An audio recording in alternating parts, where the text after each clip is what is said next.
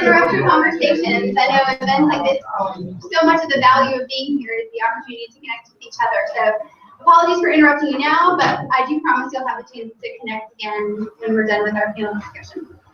So welcome, good afternoon. I'm Emily Crowder. I'm the Executive Director at Global Campus Africa. We're so pleased to have you all with us and to be hosting you for this really important discussion about innovative approaches to international development. And Global Campus Africa, I'm going to just spend a little bit of time talking about Global Campus Africa and what we've done, and then I can introduce you to Phil, who's going to be moderating our panel. So I'll just start with our core program, which is called Camp Cincinnati. And so many of you who know us well or who have read a little bit about us on our website or know something about us from the invitation that we sent will know that Camp Cincinnati, which is the name of our camp program. Cincinnati is a Zulu word that means to help each other. And Camp Cincinnati delivers HIV prevention, education, and life skills training to HIV-affected youth, primarily in South Africa, using the vehicle of camp. And so a big part of the innovation that we bring and that we have brought over the last 13 years to this space is this approach of training the local staff to engage with youth and partner with those children in a way that provides them with the tools, empowers them to gain the tools and the knowledge and the skills that they need using camp as the platform. And so the core of our program is this Camp Cincinnati program. And we've had over 7,000 young people through the program in the last 13 years through the camp program. One of the great things about being able to talk with you all today about Camp Cincinnati is that we can share with you our recent evaluation report. So in the program that you picked up outside for today's event, you'll see the executive summary is printed there. And there's a link there at the bottom for you all to go and visit a website where the full body of that report is posted. And I would invite you and encourage you to go out and check out those results, because what you'll see is some really pretty amazing results from an 8-day program. And we've measured it over the last 5 years. So you'll be able to see the impact that we've had over time, the measurable impact that we've had over time.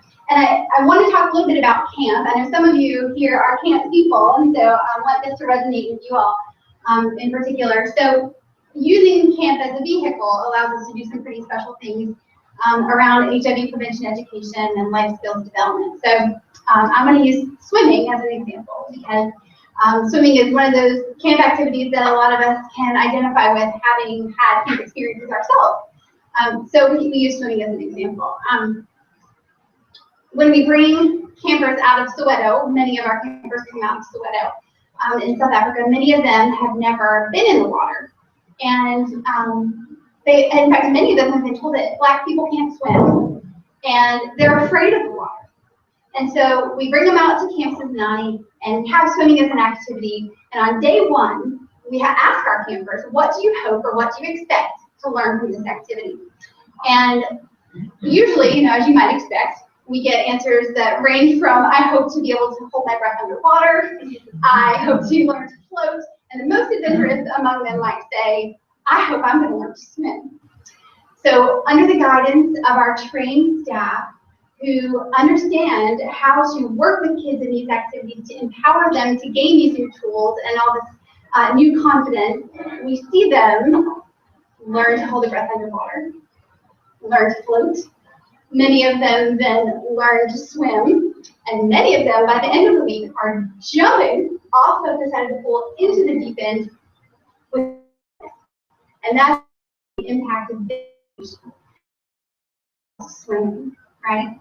It's not just swimming. So when we ask them at the end of the week, what did you learn from participating in swimming? They say things like, I learned that I can overcome my fear. I learned that I can do things that I didn't think were possible for me. And that is the difference between camp and innovation, right? That's what we're talking about today. So when we move away from camp, and we then move into the second part of our core program, which is Youth Hub. This is our follow-on program. This is where we bring our former campers back together after they've attended camp and allow them to meet together in 6 locations around the communities where they live in Soweto. And they meet with the staff that they met at camp. These are Bocelli's, that's what we call our counselors. These are counselors who we've trained, who then are working at the youth club level, at the community level with these kids week after week. And so what we see in that sort of reinforcing environment where they're getting the lessons that we learned at camp are reinforced is they not only continue to thrive in these programs, they not only stay in touch with us and we can track them over time and see the impact of camp, but they also then have access to voluntary HIV counseling and testing. And we also then are in a position to be able to refer them to additional services with partners. So last year in 2015 alone, we had over 3,400 visits just last year. So as you can see, that's a big impact, using this approach of bringing kids to camp and then staying with them through the youth club models over time. So those are sort of the core pieces of Global Camp Staff with this program. And so now I want to talk a little bit about how we are continuing to innovate, how we're continuing to bring creative solutions to the issues that our campers are facing. So one of the ways that we've done that over the past couple of years is we got some feedback from our partners in the field who said, we've got a lot of younger children coming to our youth club, and they're not former campers. You have to be 12 years old to go to camp. So they're not former campers. They're younger. They're between the ages of 5 and 11. And we don't know what to do with these younger kids. Our programs aren't designed to meet their needs. And so we sort of got that piece of input from the field. Okay, we've got this group of older or younger campers who are coming with their older siblings. And the reason why that's important to us is because former campers who are staying in our program, in our youth club program, are really important to making sure that we sustain the impact that we made at camp. And if we don't have programming for their younger siblings, then those older siblings who are responsible for the care of their little brothers and sisters on a Saturday can't come. So we lose them to follow-up. And so we said, we know we need to solve this problem. Well, the second piece of input into this innovation was we got information from the field that said, we've got big groups of young people who are coming to this program, and they're not younger siblings of former campers. They're just young kids from the community who have heard about Camp Illuminati and they want to come and participate. Well, now we know there's a demand. There's a demand among this group for our services and our programs. So that's piece number 2. And piece number 3, and this is almost always a clincher for me, we had moms from the community who came to the sites where youth clubs are meeting, and they came to our staff and they said, listen, we don't want to wait until our kids are old enough to go to Camp Cincinnati. We want these services for our kids now. And so we went out and we found some funding. We were funded by a LinkedIn Innovation Grant to develop a curriculum that was a life skills curriculum tailored specifically to that younger group. And we were able to get our people trained, get our staff trained in early childhood education. They could approach that group effectively and appropriately. And then we were able to pilot a program for 10 months to see, does this work with these younger kids? And what we found after 10 months was that it was incredibly impactful. We got great results, and I'm happy to share with you our program documents and the results of our evaluation of that program after we're here today. But the point that for our purposes today, the point is we saw a need in our community, an unmet need, a demand for services in this population, and we found a creative solution. And I think so many of us who work in this field really find that is the place where we really innovate, right? When we know that there's a need and we go out and find a solution. So that's one thing that we've done recently around innovation. And then I want to talk just a little bit about 2 other quick things around innovation. And one of those things is this development of a financial literacy and entrepreneurship program. So really interesting sort of follow-on, right? We've done this work with these 7,000 kids who come to camp.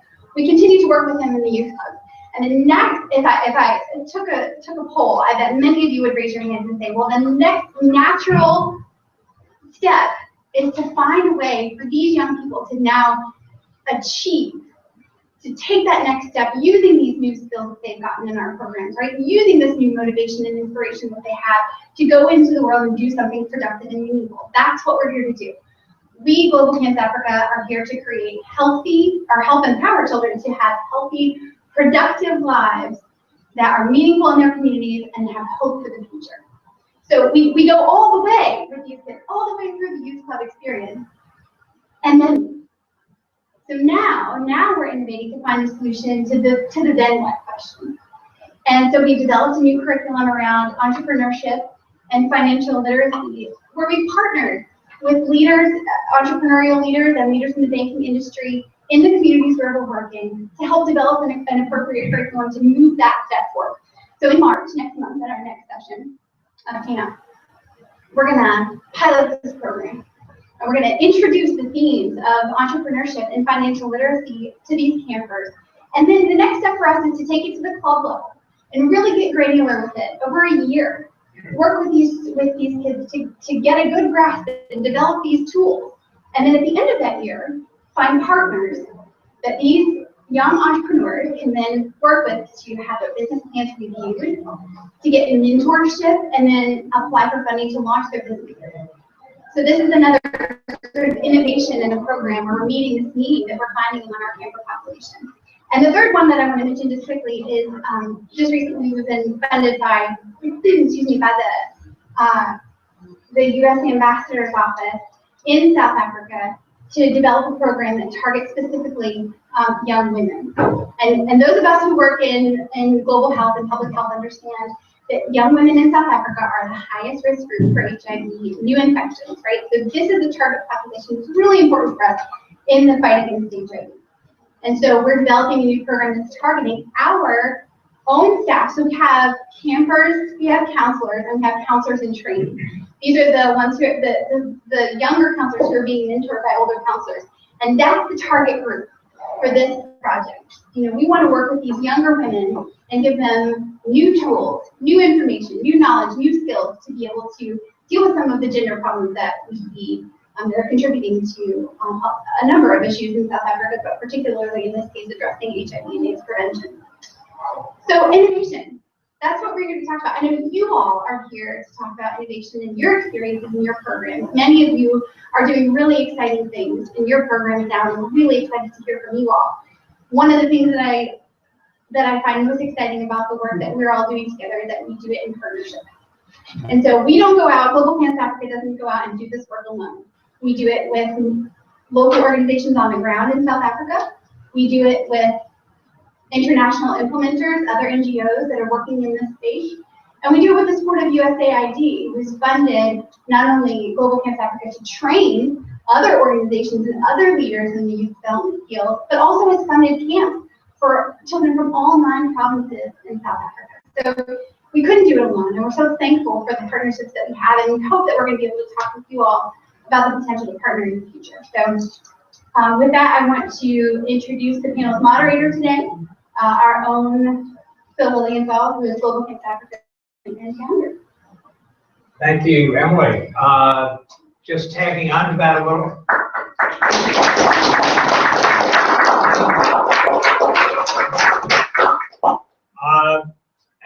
The first fundraiser I went to was held in Chicago. The man who's going to be the trainer for our first session, Michael Brandwine, knew a Botswanan, a woman from Botswana, Botswana? Anyway, a woman from Botswana and a woman from Lesotho who were big investors in the Chicago area. They made a lot of money, and they gave it to projects working in Africa. Before we ever landed there with the program, Michael got them to have a fundraiser where they were going to contribute, I think it was $500 or so to us. And I flew out to Chicago, and I didn't really know what to say to this largely black audience. And I remember holding my breath. You know, you go with your gut sometimes. And I said, just what was on my mind. What's a Jewish boy from New York talking to you about going to Africa to start a program? You guys all know what to do, and I'm just learning it. And they loved it. I mean, it was such a humbling experience to be surrounded by these immigrant Africans, mostly from Southern Africa, and I was going to go over, you know, typical former Peace Corps volunteer mentality. I was going to go over there and work in their country and think that I knew what I was doing. Well, going back to what did a nice Jewish boy from New York, how did I end up there? I ended up there when my Basically, it stemmed from my wonderful wife and I being married. When I was in law school, she was entering social work school to get a master's, and upon graduation, we went into the Peace Corps. We were Kennedy kids. This was the 60s, and we also didn't know what we wanted to do in the world, but I knew we wanted to go overseas. We ended up in Ethiopia, and as luck would have it, I was working as a lawyer, Lynn as a social worker, and the story of my life formed in the first year. Because 6 months after I got there, I was working with several government ministries. The opportunity came to start Ethiopia's first permanent resident camp. I was asked, my father owned a camp in Maine, and because of that, I guess the DNA was supposed to have rubbed off on me. They thought I might know something about running a camp. So rather than be humble and self-deprecating, I said, sure, I'd love to. The upshot of this was I didn't have time to realize I had no idea what I was doing or what Ethiopian kids would respond to. I basically took our program and plotted Ethiopia. Just the thing the Peace Corps tells you not to do.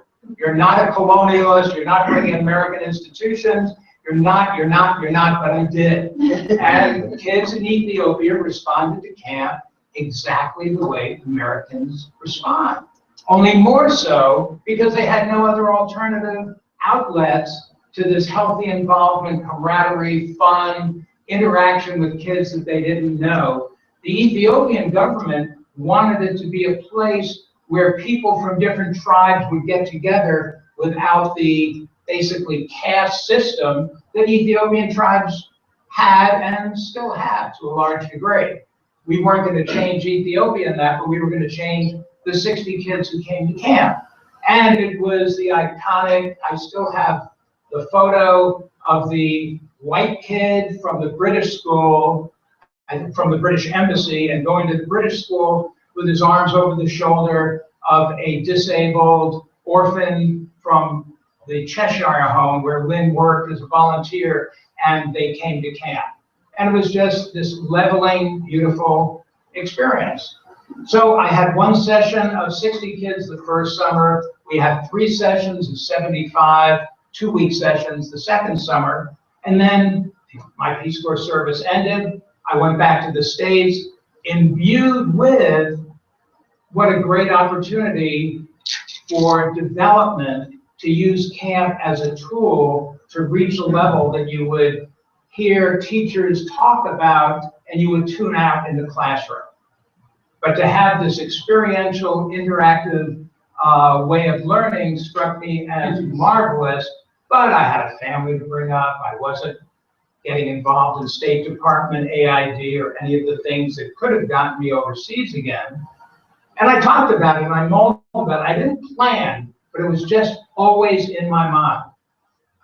The seminal moment came in 1992 or 3, when one of my good friends who pulls no punches said, Phil, instead of talking about what you're going to do when you get older, you are now older. You need to decide or stop talking about it. And I had really, just used it as dining out conversation that this would be a great thing to do. And finally, I did it. To me, it was always that Irish expression, throw your hat over the wall, then you have to get it. So the first throwing the hat over was telling people I was going to do this. Second one was, I'm going to go to Africa for a month and look for a good partner to work with. And the third one was coming back from Africa after that in June. We're going to have a camp starting in December. Pretty scary, and it really was. Email had been come on the scene. I wrote to everybody I knew. Everybody I knew. If you didn't get an email from me, it was because I didn't know you at the time. I wrote to everybody, outlining what I wanted to do and why I wanted to do it. And I purposely picked South Africa, one, because the organization that I met there, the people from the organization I met, I thought would give us the most support. And also because Johannesburg was sort of the financial hub of the continent, even though it's, of course, 5,000 miles from the nethermost tip of Africa. but it was the financial engine, and AIDS was such a major problem there. I thought we could have not only a camp, but have an AIDS prevention and education focus, as Emily said. And if it didn't work, because I knew nothing, I mean, I really knew nothing about AIDS, the group that I had selected as a partner was a large AIDS psychosocial clinic. And they did loads of AIDS education, and they were going to take that on. They said that's the very least they can do. My counterpart in South Africa said she just wanted to have kids get a good experience away from home. I said, Michelle, I'm a lawyer. Lawyers don't make guarantees. I will guarantee you they will have a great experience. I want them to be empowered to do something about their lives and about keeping them healthy, or to know how to deal with their illnesses. So with that in mind, I sort of tooted off, and really, I wouldn't have dreamt of involving anybody else in this, because it was so uncertain. It had no business plan, it had no notion except the intuitive feeling that I knew camps. I'm sorry, in the meantime, I directed, my father died in '74, and I owned and directed his camp since 1974. So I had about a 30-year window of operating a camp. So I knew camps intuitively. I knew them well. We had a fairly small camp. I knew the kids, I knew the parents, I knew what they liked, I knew what worked. But we didn't have anything like a camp that provided life skills instruction. The camps in the States, most of the camp, how many people here have been to camp, camper or counselor? Just raise your hand. Oh, great. As you know, the world is divided into people who've been to camp. So I mean, I can basically use the whole camp language. People who've been to camp really do almost always love it. You might have an unfortunate experience, but you generally love it. I didn't want the kids just to love it. I wanted them to really learn from it. I'd had the experience where kids loved camp. I didn't need that. I wanted to show that camp can be a powerful experience. And to me, camp is the most underused educational tool that I know of. Sort of like me with a computer. I don't know how to use the computer effectively. I do my email, my Word documents, and occasional spreadsheet, but there's so much that I can't do. Because I know camp pretty well, I know that there are eons to go in terms of we want to change the way kids look at life. To me, transformation is not changing the environment that people come from, but changing their view of what they see in that environment. So one example would be you're in the room and you look at the wall and that's your future. This is the kids from Soweto are basically looking at the walls and seeing that as a dead end. They can do what their parents do. They can be a policeman. They can be a teacher. They don't have great role models. But we get over to the window, we open up the blinds, and we have them look out the window, and this is yours. What we need to do with them is to work with, how do you get there? Do you see swimming as something you want to survive, or something where you want to be empowered? So everything we do, icebreaker type games where you're just getting into an activity and you play a silly game, we don't have an icebreaker game that doesn't have a life skill attached to it. It's not the cure of AIDS, but it's an appreciation of partnership, of cooperation, of interaction, of appreciation, of trust, of team building, and we point it out to them. It used to be a camp, you let the kids discover these things themselves because they'd be more powerful. Not anymore. Now you do it, you talk about what they did, and you tell them what they learned. And then you ask them, did you learn that? And at camp, you can make it so, we call it intentional camp, that everything has a goal to it that makes their lives better. Now, in different countries, in different cities, in different places, these could have completely different goals. The life skills in Washington would be different from the life skills in Soweto. It might be economic, managing your allowance, sex education, responsible parenting, how to choose a college versus abusive behaviors, STIs, teen parenting, AIDS and HIV, but the process is exactly the same. And the biggest piece of good luck that I had in this whole process was ending up in South Africa. The counselors that we have gotten from there, as you know, you can't run an organ. We have 140 campers at every camp, 35 counselors. No camp director, no matter how wonderful he or she can be camp, you've got to have a good staff. You've got to have good staff training. We developed good staff training with Michael Granlund coming. He's the best trainer in the country. He was over there our first camp. He never saw a camper, and he was so impressed by the counselors that he was dealing with for 5 days that he was there, that the next edition of his best book, Training Terrific Staff, Volume 1 and Volume 2, have our counselors on the front and back covers, and a wonderful introduction that talks about what we were doing. These are extraordinary people, and these are people from Soweto, men and women, young adults from Soweto, who wanted to give back to the kids in their communities. And they have become outstanding counselors, outstanding. One of the things we do, one of the very few things we do that Emily didn't mention, is we operate during the South African school holidays, except for their winter vacation, which is our summer vacation. In their winter, it's really quite cold in the Johannesburg area. At night, gets down to below freezing, it gets into freezing anyway. And the places that we stay are not always very airtight or warm. So it's not a great time to go to camp. What this does is it frees our counselors to come over to U.S. camps.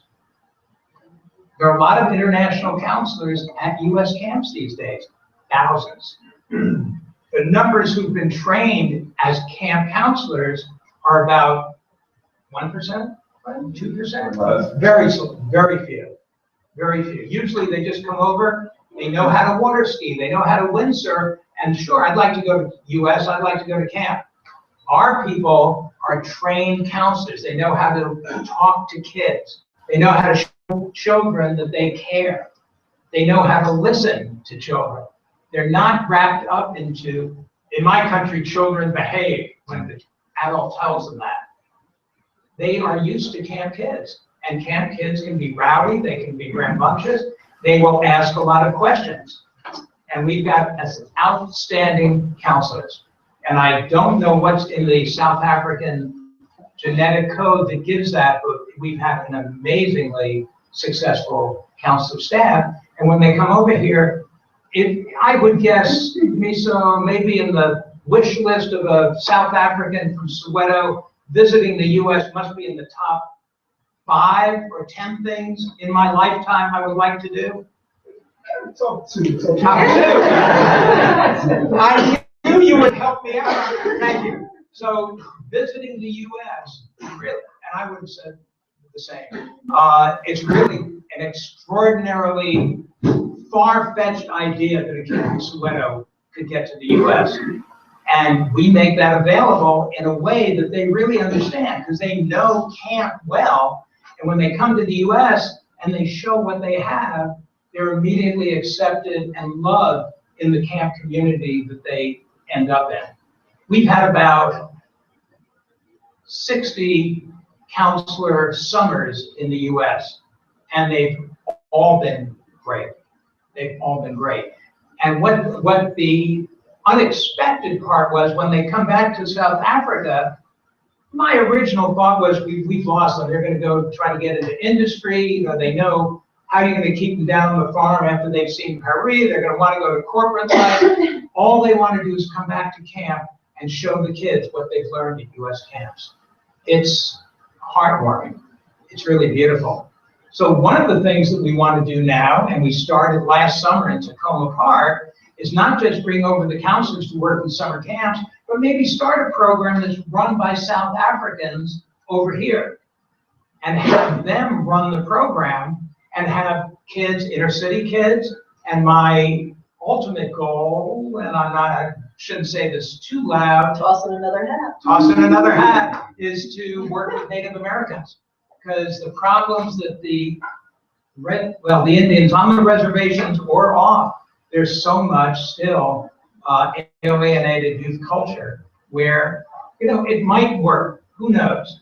But there's very little that would be invested other than a couple of pilot projects with tribes that might want to entertain the thought. One of the good things is the Indians, Native Americans are tribal, the South Africans are tribal.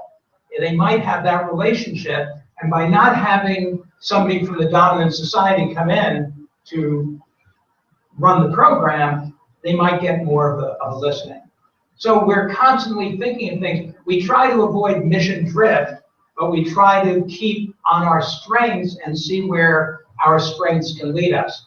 And the biggest thing, by far, is the 185 acres that I bought back in 2006.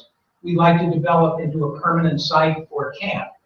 And we've had a volunteer architect draw up the plans, a Boston architect, who's been over to South Africa 4 times. We have local people in South Africa who worked out a business plan and the expenses. And the good news is that by renting it out for third-party use, as well as having our camps there, we could be economically financially self-sustaining in the first year. There's such a demand for rational large group space. So we're delighted with what we're doing. Now we've quickly, 12 years, quickly shifted from needing to prove ourselves to now being frustrated that we don't have other groups that we can work with. A lot of the NGOs, for those of you who've worked in that area, know that a lot of NGOs really keep to themselves pretty much, and they're suspicious of the groups. If only with our 185 acres, we'd like to have other NGOs fill the site, work with us there, have their offices there, or at least to have programs in partnership with us, as Emily mentioned. So we've got a big horizon out there. We're very, very proud of what we've done in these 12 years. Keep going, work with the other great groups that are in the in that area of work, and to see what we can do to better the lives of children everywhere. So with that, I would like to introduce our very distinguished panel. The next one to speak is Mark Vandervoort from the Catholic Medical Mission Board. Mark is the Senior Vice President for Programs for CMMB, as the shortcut is. He has a long history of working on the ground in Africa, being in the Peace Corps as a volunteer and staff member, working in Zambia, Zimbabwe, Malawi, Gabon, Republic of Congo, Democratic Republic of Congo, that I didn't have on there. Mark is passionate about international development, as evidenced by his 34-year career in the field. In his extensive experience overseas, he has found the most effective means to make a real difference is to focus on helping women and children. Mark Vandervoort. Thank you.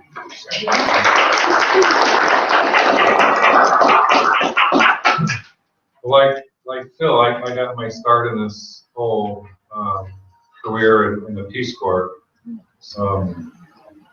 quite a few years ago anyhow. And it reminds me of a saying that I think kind of fits for Africa. Peace Corps, at least back then, maybe still used to say that volunteers who served in Asia returned back kind of philosophical, maybe religious, deep thinking anyhow. Volunteers who served in Latin America came back kind of revolutionary, political, and volunteers who served in Africa came back happy. And pretty much my whole career has been in Africa, and I think it's a happy place. There's pubs, there's poverty, there's HIV/AIDS, but it's just a happy place. And I'm thrilled to be here and talk about a project that's working in Africa, in South Africa, especially that focuses on young people. That's also my organization's focus, CMMB, especially with women and children. And just wanted to maybe speak a few minutes on something that goes to what Emily was saying on meeting needs and innovation. So I kind of go back about 10 years in time, maybe 12. I was in Zambia, not that far from South Africa, just a country in between. And at the time I was Care International's country director, based in Lusaka, but we had projects throughout the country. And Care at the time had a lot of experience working on child protection and gender-based violence issues in refugee camps in the west of the country for the Angolans who would come over because of civil war, as well as the north of the country for, at the time, Zairians, not now Congolese, who had come south when Kabila was kind of marching through then Zaire. And as often the case when you work in refugee camps, the service that the refugees are getting is almost better than what the population, the local population is surrounding that refugee camp. And so we were doing a lot on child protection, on gender-based violence, but we realized at the time that the surrounding communities weren't getting any of that at all.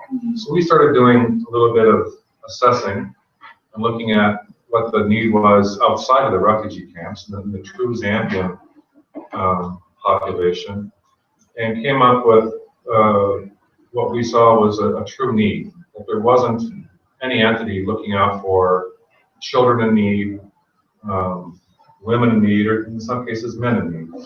And so we started speaking with all sorts of different partners. We paying attention to the news, how much those kind of issues were in the news, developed partnerships with especially women parliamentarians, the Ministry of Health, the Ministry of Home Affairs, which was kind of the police, and then other local actors. There's an organization called WILSA, which is Women Law Association of Zambia, or Southern Africa, sorry. The Victim Support Unit within the police, YWCA, and then some of the big hospitals and big clinics.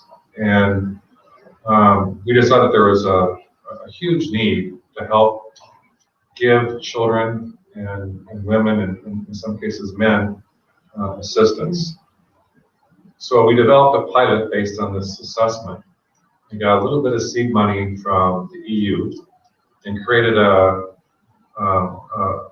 project based in Lusaka.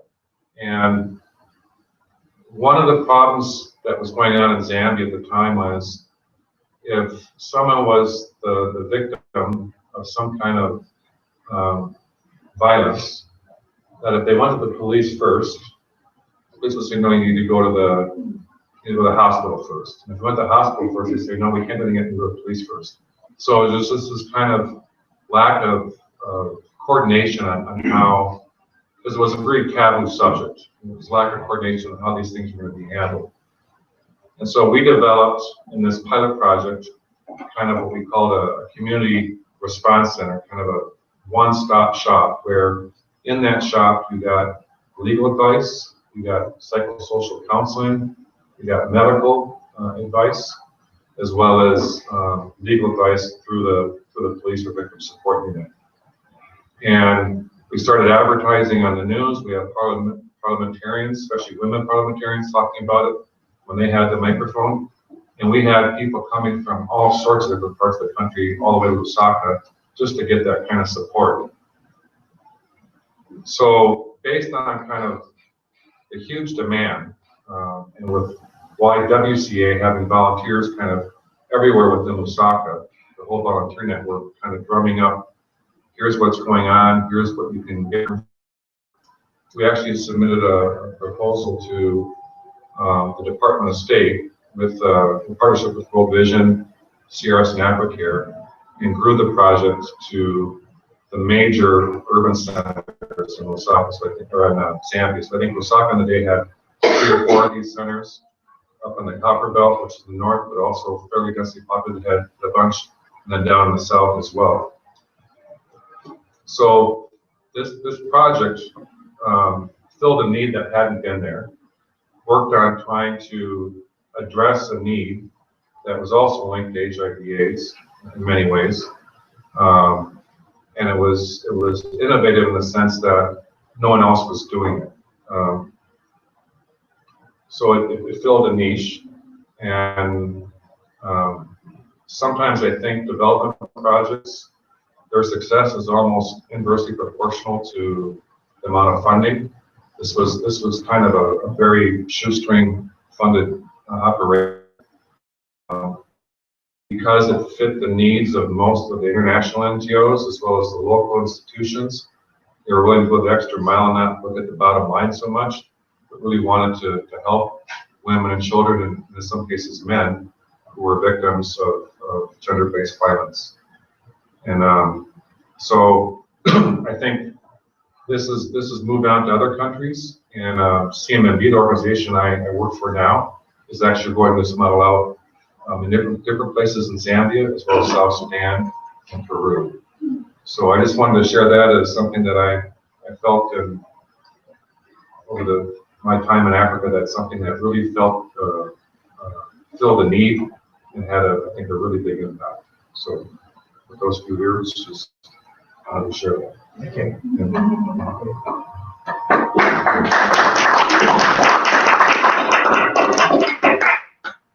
Thank you, Mark.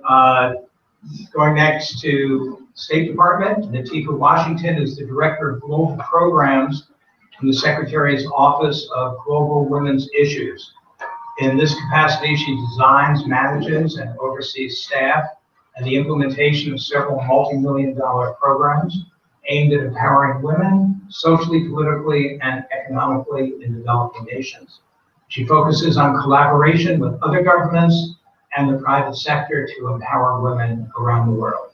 Natika. Great, thank you. Hi, I'm actually really happy to be here. This is one of my favorite topics to talk about. Collaboration and innovation. And if I could just piggyback on Mark's conversation about programs and understanding how you can plug a need in a country with a pilot and trying innovation that may or may not work, but then learning that based on the collaboration and partners that you have willing to work with you to grow innovation and scale it has been one of the successes that we've seen significantly at the U.S. Department of State. So as Bill said, I am the Director of Global Programs, but we obviously empower women and girls globally, and we focus on economic empowerment, political participation, eradication of gender-based violence, and focusing on empowering adolescent girls and women and girls in the women, peace, and security context as well. And so we're talking about innovation in camps, and we had the opportunity in July of 2015 to create the first ever Women in Science Girls STEAM camp. And STEAM is science, technology, engineering, art, math, which is, an exciting component. So bringing girls together and allowing them to be engaged in those different components. And so my office, along with the Global Partnerships Initiative at the State Department, came together and said we really want to tackle this issue that we're trying to find solutions for in the space of getting women opportunities to play a role in the STEM fields across the world, because there's a lack of women in these fields. And so how do we do that? We want to empower adolescent girls, but we know we can't do that by ourselves. And so we decided to collaborate amongst private sector partners and civil society, and came together and collaborated with 12 different partners. So we have partners like Intel, Girl Up, Microsoft, local partners, because we were wanting to do this camp in Rwanda last year, which we did. And so we partnered with the local government, which in my experience partnering in different countries in developing worlds, you absolutely have to have local government buy-in and local societies and investment in the projects. And brought 120 girls together from the United States and 8 African countries to allow them to participate in what we call the WICSI Girls STEAM Camp. And it was amazing because the girls had an opportunity to learn how to use their analytical skills and creative thinking skills and communicate with girls from different cultures about social issues, about how to solve group problems, to develop and programs that would potentially come up with a solution for some type of sustainable social issue that they were experiencing in their communities. And within that that collaboration, all of the partners, the 12 partners, had to produce volunteers from within their organization to come to Rwanda and actually participate. So you're exposing private companies, you're exposing international organizations, you're exposing governments to actually seeing the change on the ground as they're teaching various models throughout the 3-week camp, which we had. And so for 3 weeks, they learned computer science, they learned robotics, they learned how to communicate via arts, they learned cultural exchanges where they would, practice each other's, cultural dances and teach. They learned camaraderie. They learned how to establish their leadership skills, and it was amazing. And so for us, we knew that we had a vision of trying to have a conversation about even engaging girls and thinking that they could be in a career field that, maybe they wanted to be a scientist, maybe they want to be an engineer, but doing it in an environment that was fun and learning at the same time. And so as a result of this camp, we obviously brought 12, partners from all over together, and they came with their own networks of individuals that supported them. So the ability to get those networks to understand via social media, via their regular channels what was going on was an experience that we had not anticipated. And so we eventually partnered with the Huffington Post, and they were able to highlight all of the things that were happening real time with the 3-week period. So the girls were able to blog straight from the camps to tell their own experiences about, one girl said, I came, to Rwanda and I was nervous. I wasn't sure that the other girls would understand our culture. But the first day that I got there, we learned how to dance, learn this Guyana, cultural dance, and learn that the same things that I'm experiencing in school and my fear of math is now not an issue. We can create safe spaces with camps like this and allow girls to be able to have a way to communicate their experience. And so it not only transformed the lives of the girls, but also the volunteers that were, from different, companies that, participated, like Intel and Microsoft, getting to experience, right on the ground, teaching, class to girls who had never experienced those types of trainings, and seeing what they were learning and their feelings of empowerment after being taught, these computer science skills. One girl said, I thought I wanted to be a doctor, but I think now I want to be a scientist. You cannot, count on exposing people, exposing children to new, innovative experiences. You just never know how it opens up their minds. And so the one thing that I would say is a collaborative approach. We knew that we had an issue that we wanted to tackle. We had never done a camp like this before. It was a part of the Let Girls Learn initiative that the White House announced last year. And so we knew that our mandate was to try to educate girls all around the world. And we said, well, let's try to educate them by bringing in partners who can educate them in ways that we as the U.S. government can't do on our own. And it proved to be quite successful. And so, since then we've decided that this has to be an ongoing, camp. We want to have WITSEE STEAM camps all over Africa and all over the world. And so we're planning, our next camp 2.0. The other thing I would say is a lot of the things that people don't understand with things like camps. So after a lot of the girls left and went back to their home countries, some of them exuded such great leadership skills during the time that they were there. And partners were just amazed by these girls and their abilities just to overcome challenges and to do it in a very, leaning in, straightforward, very positive manner. That they were offered opportunities to, get exposure to other networks. And so a couple of the girls were identified as WICSE ambassadors. And what that meant was that they would be allowed to participate in additional global youth forums around the world for the next year.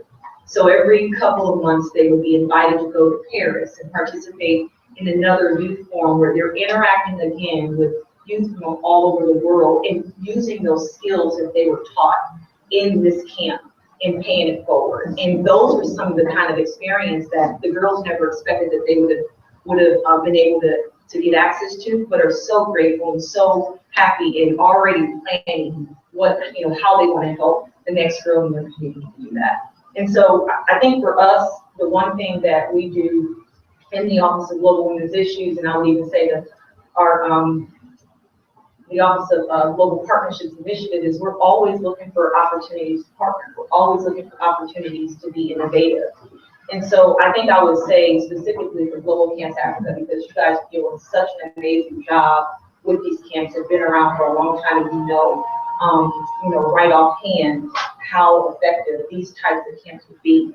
I would say, as we all are working together to move along our sustainable development goals, and thinking about how we can, identify specific activities that we know are our successes, that we know we can build on, and then finding partners to collaborate with across public sector, private sector, who have those same goals and want to take that program to the next level, or they want to expand the camp, or they want to find the resources to develop the 182 acre space that you have in, South Africa.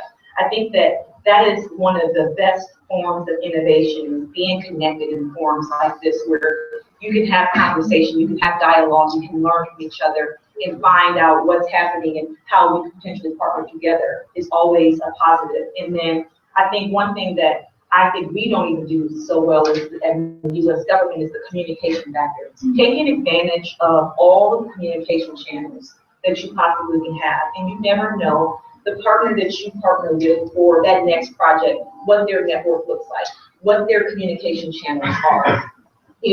Taking advantage of having someone on your team who does understand social media, which is huge, because that's the future of our world right now, especially in the space of children. And getting that message out there, because the more people are seeing the great work that you're doing, the more they're going to say, I'm going to find this person. Like, where is this? Where is this person? How can I work with this organization? I know that's what I do. I'm always looking for the next partner, trying to figure out who's doing something great somewhere that I may not necessarily know how to do, and seeing how we can collaborate together. So that is one of the things that I would say would be super helpful for Global Camps Africa. And we've got projects all over the world. We have projects in more than 100 countries.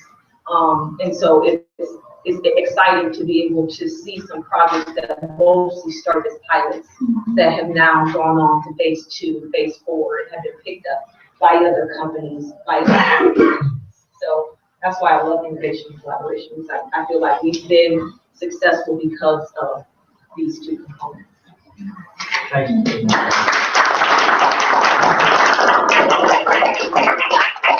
Thanks very much. Our final panelist, Gwen Powell.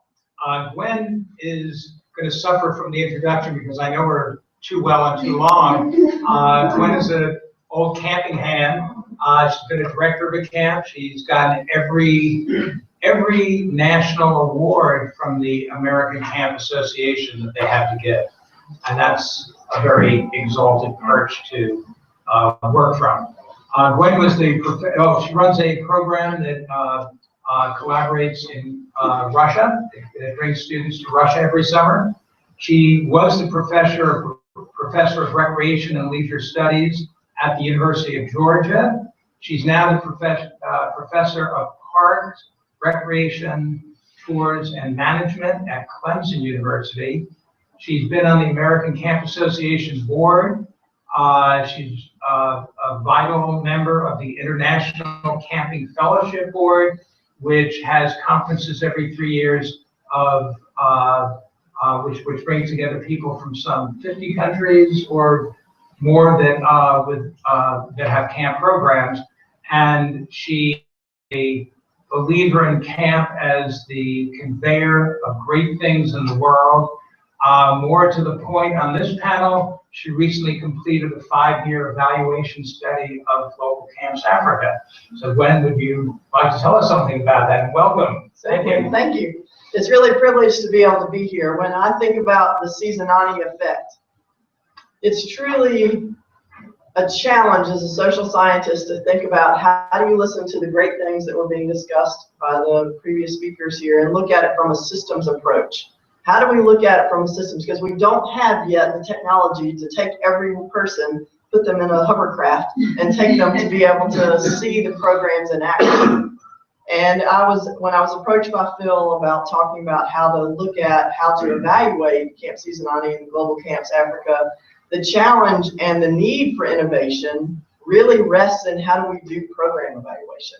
How do we look at what's effective in programs and what are the ways that we can have a systems approach where we can look from a broader perspective and be able to see what is it about the process that's making it work so that we can build those models elsewhere. So when I think about camp from a systems approach, there are several things to me that are ingredients that are feed into that. One is that it's an intentional, targeted outcome. There's a goal for what it is that you want the campers and the staff, how you want them to be different as a result of that. So even when I think about today, the reason that this has been put together, and it's to me pretty amazing that it's connected with the Carnegie Foundation for Peace, is that we want you, as you leave this place, to think through the innovations that can help camp be that tool for peace in so many different places around the world that are happening.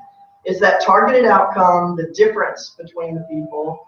It's the intentional community. And I really believe that it's the purposeful work. One of the reasons the Bocellis, the counselors, I think are able to be so engaged in what they're doing is they see the difference that is being made every day. When I was first able to have the opportunity to go to Seasonani, the camp was held at a school. And literally, the youth, as they came through the gate into their schoolyard, they walked one way as they came in. As soon as they rounded the corner and they met the Bocellis who were singing, who were dancing, who had taken their school, which is not a really positive image for a 16, 17-year-old to be going to camp in a school, they immediately melted.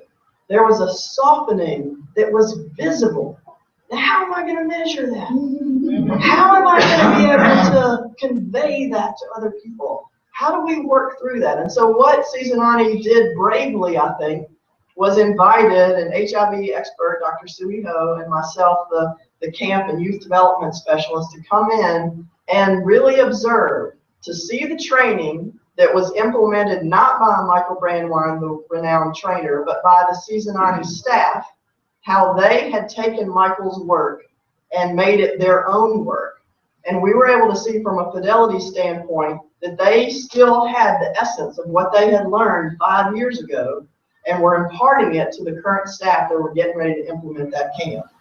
It's also being able to have pre and post using validated questionnaires that are challenging for youth to be able to digest and understand, and the powerful thing that Emily shared at the beginning of being able to ask them in their own words, what do you want to learn at camp? What do you think you're going to do at arts and crafts? What are you going to do at sports? And to literally see the growth that takes place from them on the first day saying, I'm going to be better at kicking a soccer ball. And they're excited about that as a 15-year-old. Don't get me wrong. They're excited about it. But we get more excited when at the end they say, I realized that soccer is not about kicking a soccer ball. It's about having a plan. It's about passing the ball to somebody else. It's about figuring out that I don't have to be the star. I can be the star by giving somebody else the chance that goal. That's what they're telling us when we ask them on the last day, what did you learn at sports? That's what's different about them, is that they're seeing behind the curtain of why we did swimming, why we did arts and crafts, why we learned about that. And so then in terms of the paper pencil surveys of the before and after, what we were trying to measure is being able to look at what is that power of Seasonani? What is the Seasonani effect? And for me, it's being able to take that content that's connected to important life skills, not being able to kick the soccer ball better, but being able to accomplish goals with other people. And then being able to have the confidence in myself and in the people around me. Because I was part of an intentional community, I now have confidence. So if I can combine new knowledge with confidence in myself and with others, that's powerful. That's the key to being able to use that new knowledge. As excited as we are about the things that we're trying to accomplish with entrepreneurship, with understanding that I can make a difference, I can volunteer, I can do different things. If I don't have that confidence that I can use the new knowledge, then I'm stuck in that loop of, do I go to the doctor first or do I go to the police first? And how do I get out of that broken system? But if I believe in myself and I have some new knowledge, I can do that. And the part to me that again tells more about the Seasonani story and the Global Camps Africa story is the role models for those campers who now have newfound knowledge are people who grew up in the same neighborhood with them, who went to the exact same school that they went through. And so being able to have that extended contact through the youth clubs means that it's different. Because when you look at camp in general, one of the cool things about camp and one of the reasons that it works is that most of the time in a residential camp, you're taking youth out of a stressful and dire situation. And you're giving them a respite from those conditions. They can eat a meal knowing that they're going to get a next meal. They can go to sleep without being worried about being raped. They can laugh without worrying about being ridiculed. So while they're there, they have that bracketed space to be able to make a difference. But they've got to go home. They've got to figure out how to navigate those places with home. And so the youth club keeps it alive, and it also gives them the role models to see people who have used these skills and taken it. And so for me, Seasonani is a model of the process. The camp is amazing, totally amazing. But the process of how it happens, of how the staff are trained, how the children and their families, you heard the moms coming saying, we don't want to wait till our child is 12. There's too much that happens between birth and 12 in our community to wait. And so being able to model that process of how do we partner with the people on the ground who can connect it? How do we train in ways that are authentic for that environment? And then how do we have dedicated engagement? That's what the Seasonani family, the circle, the cycle is. It's not a one and done, we're finished with this project. It's how do we work through that? So when you think about measuring results, the gold standard is the clinical trial. We're going to take these children, we're going to have a control group, we're going to measure what happens, and they're going to be scientific measurements. Well, in social sciences, it's not that clear cut. There's not a measurement that can be sliced and diced that way. And so we have been able to find through statistical results that there are differences that are made between just in 8 days on scales that typically don't show a difference in 8 days. And I think it's because of that intentional community and that not just assuming a child is going to understand that we're not playing soccer in order to be better soccer players. And by having those intentional debriefing and connections to one of the most common things that happens at a Camp Seasonani event, no matter where it is how are you going to use this information tomorrow? How are you going to use this next week at school? So while the focus is at camp, it's helping the campers see that the purpose is after camp. And so there are constraints to the context. And one of the challenges with the data is being able to track campers over time. So we looked at 5 years worth of data, pre and post, on 3 different camps each year for 5 years. And it's pretty amazing at the consistency of the results across all of those different camp programs. But there are also things that you think would be normal that are not. If I ask any one of you right now to write your name on a piece of paper, how many of you have confidence that you can do that? Every hand is going up. When you're working in some situations, there are children who have a name, and then they go live with their aunt who starts calling them a different name, Do I use my last name? Do I use my aunt's last name? And then you go to school and the teacher doesn't know how to spell your name, so they change the name.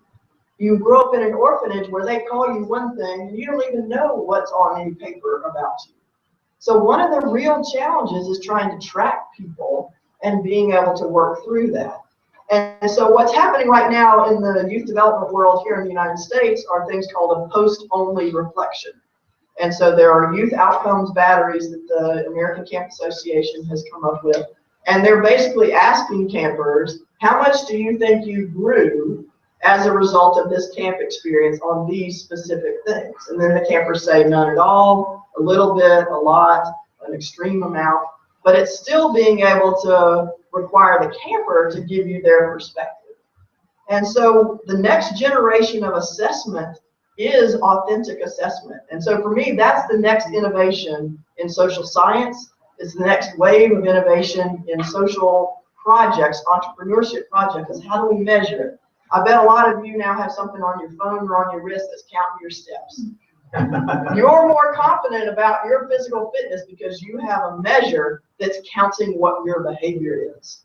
And if we have health problems now, people put heart monitors on us, they track what's actually happening. Some people are entering what they eat. What are the ways that we can take dynamic, growing youth programs and figure out authentic ways to measure them? And that's the challenge I think that we need to really have dialogue about, is what is it beyond the pencil and paper, the observational tools of how do we know what's being measured? And for me with Seasonani, the evidence is those moms coming and saying, I want my kids to get this. It's the Bocellis who could overstay their visa and stay in the United States and violate all the rules, but they don't. They go home because they know that what they have learned is of such value that they want to pass it on to the campers that they have connectedness to. And so being able to think about those areas and being able to look at how do we extend the contact, how do we look at that measurement, and then be able to look at all of this from a systems approach and be able to showcase with other groups how it works. And I really applaud Global Camps Africa for being open to the external evaluation, of being open to sharing the flaws, not just the successes, and being able to be an impact partner with training of other youth organizations. So right now in South Africa, other youth organizations are contacting Global Camps Africa and saying, we've heard what you're doing, how do we train our own staff to do that? And so USAID has been able to step in and provide funding for training. I've been involved with projects in Turkey that the State Department's Access Program uses English as that vehicle. And here's another example of how people long ago recognized the power of camp. I get a chance to go in the summertime to Russian youth camps. And the Soviet government thought camp was so powerful in terms of a way to impart methodology and ideology that if you were growing up in the early years of communism in Russia, everybody had to go to camp because that was the way communism was taught. Now, when I tell people that, there's always this, oh, how sinister. But think about it. Every synagogue camp, every church camp, Boy Scouts, Girl Scouts, we're teaching democracy. We're teaching our faith values. There's a recognition that camp has the power to be a delivery mechanism for whatever targeted outcome we have. And so I think our challenge as youth development professionals and innovators is to not squander that opportunity. So yes, there's fun and games. Yes, there are friendships that are formed, but there's so much more that can happen. But I think it's going to take our collective brainstorming of how do we document this and evaluate it so that the funding streams can come in, so that the oppositions or the mindsets that can be in the way of, oh, it's just camp, can be overcome in a way that is a powerful message. So that's, to me, the process that I stay up at night trying to figure out, how do we document this? I've seen it. I know it's there. I have the words of the campers, but how do we articulate it? So I know I'm ending with a question, but I really do think that's the next corner that youth development organizations all around the world, we've got to cross that corner to be able to tell that story. So thanks for the opportunity to be here.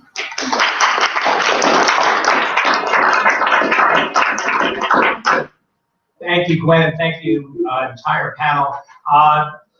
Inspiring, just exciting. Just the tip of the iceberg for what's going on in the world, and we're just focusing here mostly on Africa. I know there's a lot of experience out in the audience, a lot of questions, and a lot of involvement that you would have. So please, any comments you want to make, anything you can add to what's been said, any ideas you have, and any questions you have for anybody on the panel, this is the time. And if you would, just introduce yourself when you stand up.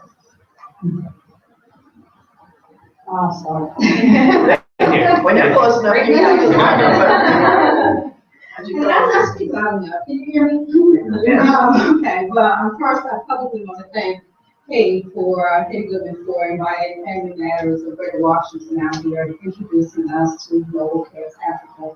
This is just so fabulous. Represent an organization who's celebrating 50 years in providing camping experience, positive youth development experiences. And over those 50 years, we really, like I said, we could probably lives of over 30,000 kids.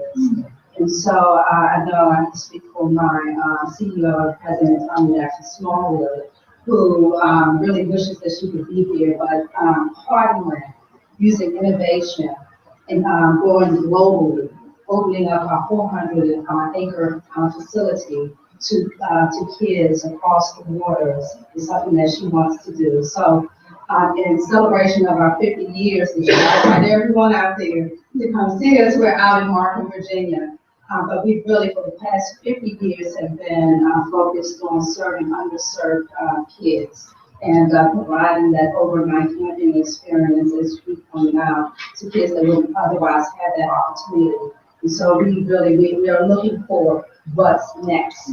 How we're reflecting back, right, and looking forward. And so all the things that you're talking about in the area of opening up the camp to kids internationally for STEM or STEAM, and then maybe having some type of exchange is something that we want to definitely talk about.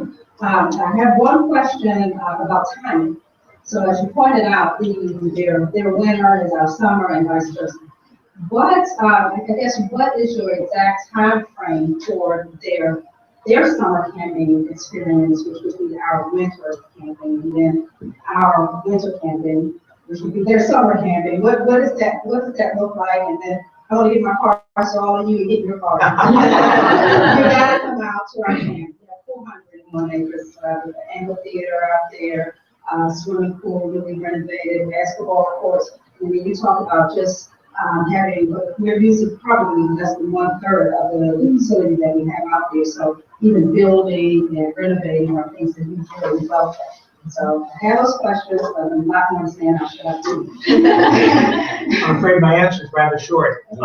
South Africa has such a great climate. We have camps whenever there's a school holiday. So the school holidays that we work in, I'll use our seasons to be less confusing. Just use the months. Yeah, September, October, December, early December to mid-December, and late March to early April are the normal holidays. The one that we don't use is mid-June to mid-July because that's colder. But we will use it once we have our own site. One of our challenges has been how do we really maximize the full year? We have all this land. And we unfortunately just utilize our camp for maybe 8 weeks out of the summer. And then you have all this, so that's really, June, July, and some of August. We're open. What our model will be is to try to bring in as many school groups as we can for the week, to have maybe a half day of academics and a half day of camp type activities, life skills, ropes course, and trust building. Yeah. Teamwork. I would suggest that you also look at a lot of the governing agencies across Washington, D.C., and Maryland, Virginia are always looking for off-site retreat locations. So really partnering with government, local government, federal government, and offering up those spaces at cost to these different agencies, because they do off-sites all year round, and they're always looking for somewhere somewhere new to host the offsites. Just on the State Department side though, we are doing, so the WICSI Girls STEAM Camp happens in the summer. We typically will select girls from the United States from all over so they can apply, and we want to take them on kind of an exchange program somewhere in Africa or overseas. So we'd be happy to connect with you, and you can, you know, let us know which, you know, girls within your 30,000 that you train may be interested in participating in that program. Okay. We also are trying to keep the momentum of camps going. So exchange programs where we bring girls from other countries to the United States, you know, sometime in the summer. Maybe it wouldn't just be focused on, you know, the STEM space, but a camp-like experience. And I know just, you know, within my office specifically, adolescent girls is like one of our huge areas of empowerment. So we're always looking for ways to bring, you know, girls here to do different things. So one of the issues, and all of the types of programs that we do have an education component, whether it be talking about, you know, gender-based violence or HIV/AIDS or just leadership in general, bullying, you know, things that girls need to have conversations with in safe environments. We're always looking to develop and design programs like that. We also like to focus on not just empowering girls, but also empowering young boys to also engage in breaking down those cultural barriers and understanding these same issues and how to interact. So one of the things that we also are working on is a sports program. The Bureau of Education and Cultural Affairs at the State Department, they have what they call International Leadership Visitors Programs, where they are basically exchange programs where they bring people all over back and forth and they do exchanges. And they'll have, you know, themes. It could be a sport theme, it could be a political participation theme, it could be a culinary theme, whatever that theme is. They want, you know, to bring various cultures of people together to accomplish a particular goal. So we're going to be working with them this year on a program, hopefully in the East Pacific island areas, to introduce girls and boys to sports and tackle the issue of gender-based violence in that area. So, I mean, there's always some type of exchange program that's happening. I mean, the Bureau of Education and Cultural Affairs is like the cool one, the cool bureaus. They really have just some very exciting things going on at all times, and they're one of my favorite bureaus to work with because they're always looking for new ideas. And so they have targeted funding where they're not just you know, funding the program, it's an exchange program. They're taking those kids from the inner cities and paying for the airfare, hotel, travel to go to these different countries and bringing them here. So there's definitely areas of collaboration. I don't know if you're familiar with it, and that's what we've actually been on for years. So the end of our services range from serving kids to seniors and mental health. You mentioned bullying and things of that nature. So we're always looking for those ways to do that now. So hopefully we'll dominate for the conversations. Anybody else? Please. Yes. Take America Business School. Your question, do you have corporate partners, or are you talking to the Fortune 500? Are they engaged? Tell us about it. Yes, so for the WICSI program, we have corporate partners, so Microsoft, Intel, and some other companies. I can't remember the exact names, were partners of the, or one of some of the 12 partners that collaborated in that exchange. We personally, in the Office of Global Business Issues, have partnered also with some other corporations. We have created this partnership called the Alliance for Artists and Enterprise, which basically is tackling the barriers that artists face to getting access to growing their businesses, but also educating economies on the art sector and how it brings more than $32 billion in the informal economy a year. So trying to tackle those barriers by working across private, public, and some of our corporate partners in that industry are Coca-Cola, West Dental, Case Bay, Walmart, just lots of other ones as well. And then, of course, lots of civil society entities as well. We've partnered with Goldman Sachs, we've partnered with, gosh, there's so many others, I can't even think of them right now off the spot, but absolutely, we do. We have lots of corporate partners that come to the table that want to tackle a particular social issue or have interest in working in an area, and they'll come to the State Department through the Global Partnerships Initiative or through other offices and have common goals that they want to accomplish together. So we partner with them. As long as they're vetted, we will partner with them. What the campsite? How about Global Camps Africa? Have y'all? We actually are, almost as you speak, we have a staff member in South Africa who's one of her tasks is to join the American Chamber of Commerce, to work with American companies doing business in South Africa, and to put the bug in their ear about the good work we are doing. The other thing that I didn't mention, or one of the many things I didn't mention, is that CAMP also provides skills that are not widely known, but are recognized by certain corporate groups as skills that corporations are lacking in the college and university graduates that are coming into the employment market these days, such as leadership, oral expression, ability to work with groups, things that are not widely publicized by camps, but are the skills that camp provides as a matter of course, not as a study area, but just by being a counselor or a camper at a camp. And we found this in our very first girls' camp. We used to have them boys and girls, now they're co-ed for just the reason that Natika was mentioning. The boys need the sensitivity while the girls are being empowered. At the very first girls' camp, one of our counselors was called in for an interview, and she was all panicked. It was toward the end of the session. And we said, Ruth, you're so vibrant, you're so powerful, just look them in the eye and tell them who you are and what you can do. She came back, she got the job on the spot.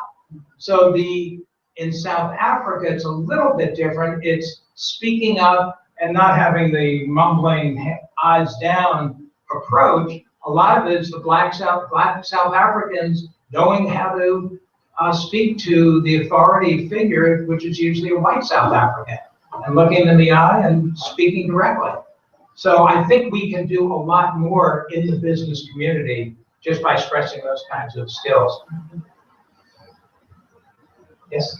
Hi, I'm Beverly Nyberg with the Peace Corps, and which is an implementer of What Girls Learn, as well as PEPFAR, the President's Emergency Plan for AIDS Relief, and where I spend most of my time, particularly working on issues of orphans and vulnerable children, and on the New Dreams initiative, which is addressing adolescent girls and young women high prevalence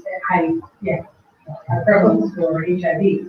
So I have two related questions. First, about your study. Your study. It sounds like it's a five-year study on pre and post of camp itself. Mm-hmm.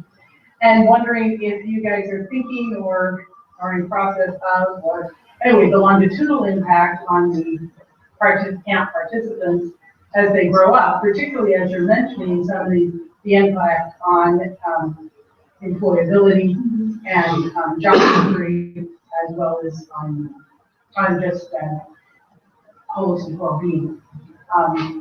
So yes, that's a great question, and being able to look at the longitudinal is the goal, and the challenge, honestly, is that tracking. Yeah. And so even though we have campers who are coming to the kids clubs, yeah, and being able to, youth clubs, they used to be called kids clubs, I'm saying, being able to still track the names back to their original information has been more challenging than I ever imagined possible. And I really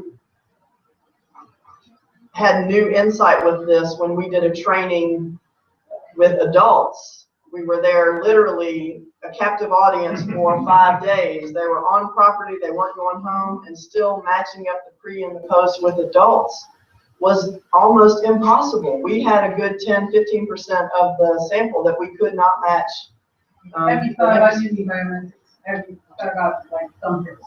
That's an interesting idea that's all money. And so Exactly, so, yeah. No, you can get a little. Anyway. I can add a little bit That's to this great. conversation. Yes. Yeah, and That's what we want, yes. Thinking about innovating, right? Yes. Innovating in the evaluation space, and I think most of us who are implementers are facing some kind of evaluation challenge, right? They're always challenged in measuring it and trying to just take from output to outcome and trying to really talk about the impact that we're having in this long-term way. And so yes, to answer your question very directly, it is something that we're thinking about. And it's something that we're planning. And so we've got a staff member on the ground whose job it is to find solutions, help us troubleshoot and find solutions to some of these disconnects that we've been experiencing over the last several years. So I think we're going to start seeing some of that information come back and find evaluation partners there who can help us make some of the linkages. One of the interesting things, they're talking about using technology, right? Biometrics. Yeah, that's great. One of the interesting things that it's such a low-tech solution, but there's a huge innovation in terms of global South African measurements of this program, is the implementation of a camp tracking software, like a camera tracking software, right? I mean, we're talking about getting to that phase where we're moving from the paper, from the roll taking of the paper and pencil to now having a software, a web-based program that can be implemented on a smartphone, checking papers in, making sure they're swiping their ID cards or checking them in by name, and having all of that data feed into to have all that data feed into a sophisticated system that we can then run reports from that tell us who was at that club, when did they originate in the system, and flag them for referrals, what services were they referred to, what partners did they come from. So it gives a much more three-dimensional picture, and I think that's going to go a long way in helping us sort of draw the arc from when they initiated with us to where they are now and what kind of outcomes they're experiencing. Because to paint you a picture, the way the youth clubs work is literally you gather around a tree in the central part of where a lot of the youth live. And so, yes, that's exactly what we want. So that's a brilliant idea to be able to work through it, because that's one of the things you would think, if you've got all these kids there, you would be able to do that. And I've been there and seen that you really cannot get it done. With smartphones, we have a lot of opportunities. That's a great idea. Thank you. But my second question then is, so I mentioned DREAMS, the PEPFAR initiative for trying to reduce prevalent traits among animals and growth in young women who are being infected currently at 1,000 per day. The highest prevalence, the area that we're increasing, and also that HIV is the greatest, the #1 reason for death among adolescents. And so we really need to address this.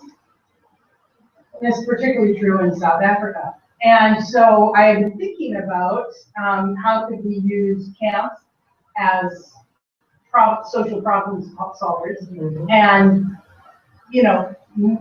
it's important that they have the knowledge about HIV, which still is really, as you mentioned, really low already, but to really go a step beyond that. And so I've already been thinking about this for a while, so I was really intrigued by the fact that you're doing a camp to tackle the issue of GBV, gender-based violence. So wondering about the possibility of merging and how we address the issue specifically of the high prevalence rates among adolescent girls and young women in sub-Saharan Africa, which is the biggest area.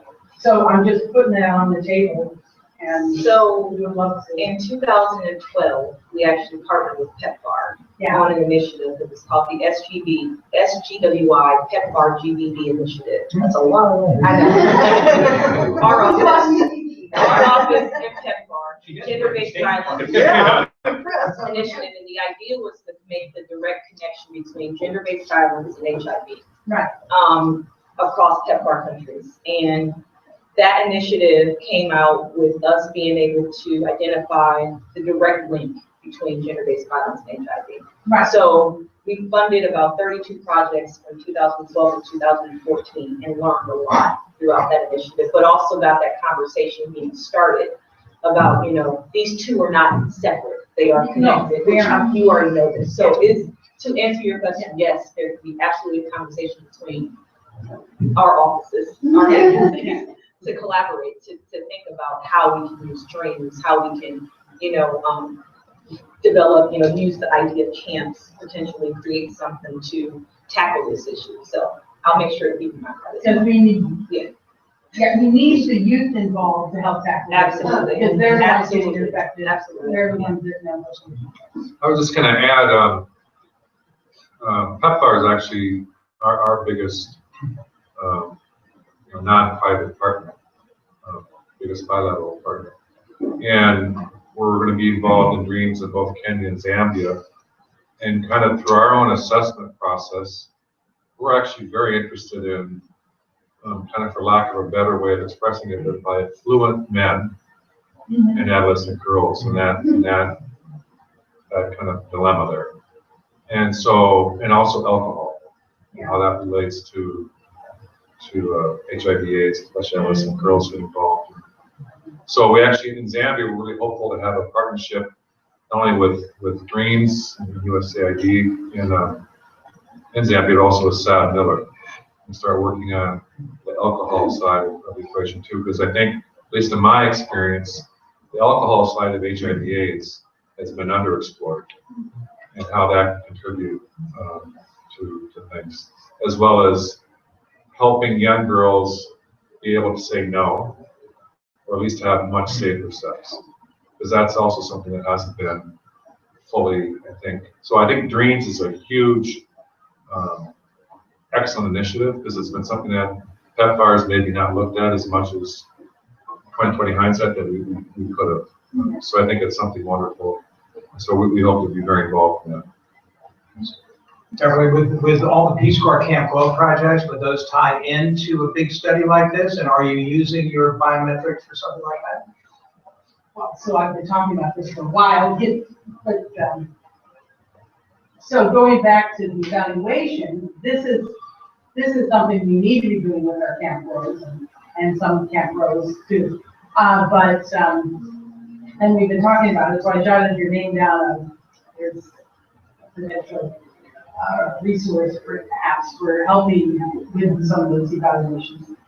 And yes, it's been part of my thinking that we could use some of these camp flows as the social problem solver, seedbed for addressing, thinking through how do we use these girls that are attending these for actually doing problem solving.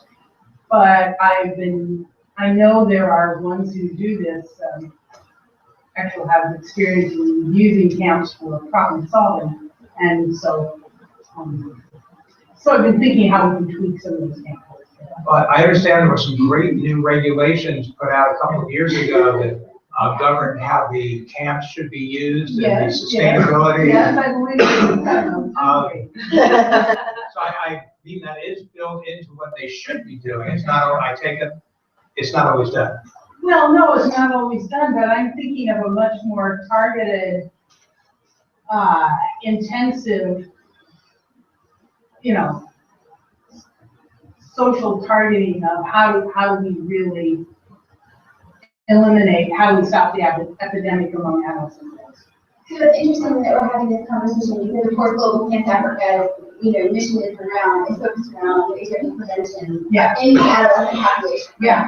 So one of the things that I can share with you, and you can follow up, is that we are specifically, so we've got a group in Johannesburg that we're partnering with to do a weekend camp for girls that is 100% focused on HIV prevention. So we're going to bring them to the site. We're going to have this targeted intervention with this population, and then we're going to measure it and find out what we learned. And so it might be interesting for us to continue to have the conversation about how did we do it, what did we find, what did we learn, and we can share that information. Yeah, I mean, I'd love to hear that. Yeah. But I'm also thinking we need to go a step beyond that, is how we use them as the innovators of change in the by paying full. I mean, Dreams just announced, I think, an $85 million RFA. I don't know if you all know. But about half of it is dedicated to keeping girls in school. So from the way they're thinking, that's a huge focus, is keeping girls in school. Yeah, keeping girls in school. I know.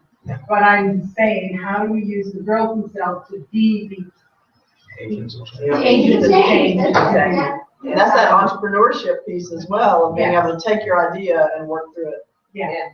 Okay, I'm getting, oh, John. sorry, John? Last question. Oh, last one more question. Thank you. We'll have informal time. John Nelson with Wall Street, Field, Lens, and I asked a question many of you already know about this concept of impact investment. That is investment from capital markets or investment to get a return, and but this somehow this kind of work. So the purpose of the idea, one possibility of this is what's called a social improvement bond or a paid success bond, that your fund, your corporation would actually not only give money in terms of finance, they would also purchase the bonds for the social intervention that's going to save the state or the county money, whether it's education, healthcare, so it needs an evaluation model to set up in the first place and to evaluate its outcomes. So how could you use this program and fund it potentially through a social improvement bond? That's amazing. Very Would that work for overseas programs? It could work anywhere, Can I- because your bonds are issued by all public agencies that are incurring costs. This would be schools, hospitals, transport things, whatever it might be, prisons. The most famous one is in Rikers Island in New York right now, called about the bond. Bloomberg guaranteed it to try to lower recidivism among 18-year-old boys sent to fighters. So it's going to grow. It's a good way to fund these things. So I know you know about that. I do. I have a question though. I would be interested to know, it would be good to have the kinds of companies, maybe, a list of companies that are actively using this particular bond.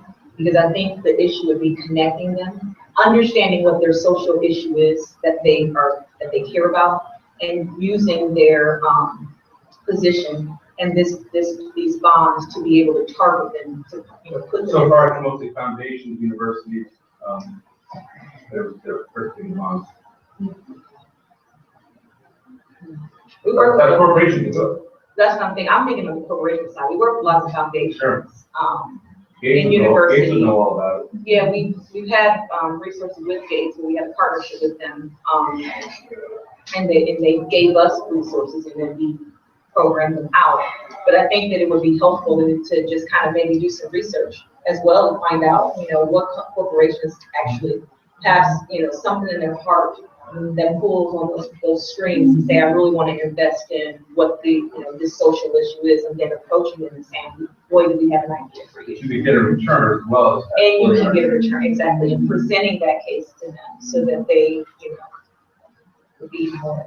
Okay, well, everybody, Mark, Gwen, Natika, thank you for illuminating us and inspiring us. I'd like to introduce Jordan and Courtney from the Global Camps Africa Group, Tom Finn from our board of directors, my wife Lynn, Barbara's, the late Barbara Kerngold, and please, there are some drinks and cookies outside for refreshment. Please informally interact, and thank you so much for coming. We have one closing. Oh, we have a closing activity from Gwen. Thank you. One of the things that we realized that we want to honor, there's a woman named Sako in Japan. She's 85 years old, has been involved with the camping movement around the world, and she wrote a song last week that we were trying to teach a group of international folks a song and a dance from Japan, and she came up with some English words together. And Jordan reminded me of them right before we started. And so if you think about this, the idea that one small hand can't accomplish very much. And so if we all together use our hands, together we can turn the world around. And I feel like that's a powerful message for us all. So everybody grab a hand. And together, if we use our hands, we can truly turn the world around. So thanks for being here. Thank you.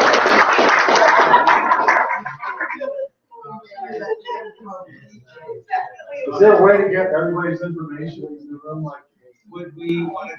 You signed our. Yeah, we have. Well, would anybody mind it? Oh, and from the South African Embassy, I'd like to introduce Miso Ngadi. Thank you for being here.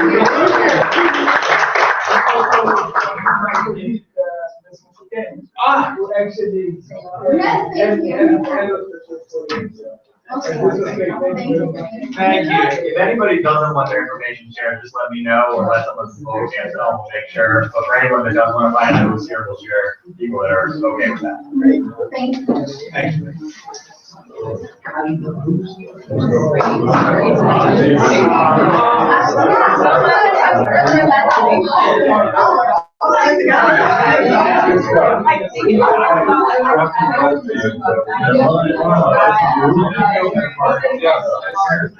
What I'd like to do